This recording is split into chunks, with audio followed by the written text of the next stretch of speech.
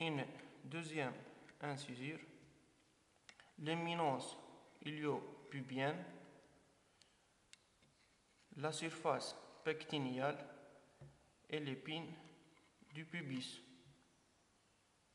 Donc, le bord postérieur, c'est pareil comme le bord antérieur.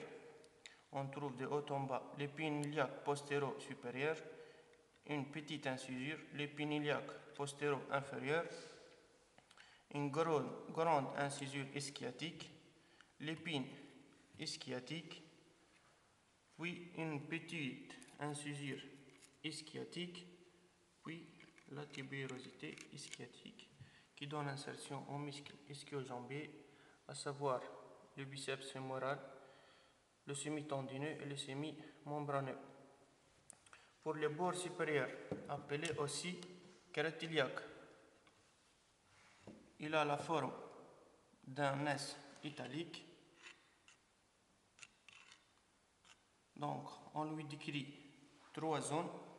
La zone intermédiaire, un tubercule et une lèvre externe. Il donne insertion aux muscles larges de l'abdomen qui sont de dedans en dehors, transverse, l'oblique interne et l'oblique externe. Donc, il nous reste le bord inférieur. Donc, il est constitué par la branche ischio-pubienne.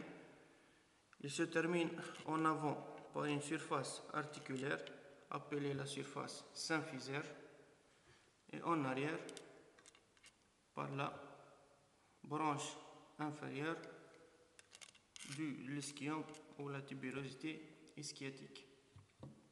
Donc, je vais vous donner quelques informations médicales à propos de l'épine iliaque antéro-supérieure.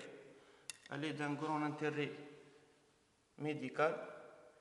Donc, au niveau de cette épine, on effectue les ponctions des moelles, c'est-à-dire on va prélever du sang de l'os, c'est surtout chez l'enfant pour étudier la richesse de la moelle osseuse.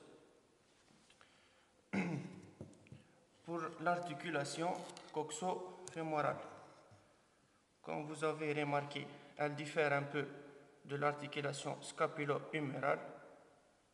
Elles sont toutes les deux, qui présentent toutes les deux les racines des membres, mais cette articulation, elle est plus stable que l'articulation des membres supérieurs parce que la cavité articulaire, elle est plus profonde.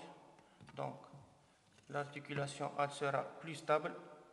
C'est logique parce qu'elle va supporter presque la totalité du poids du corps humain.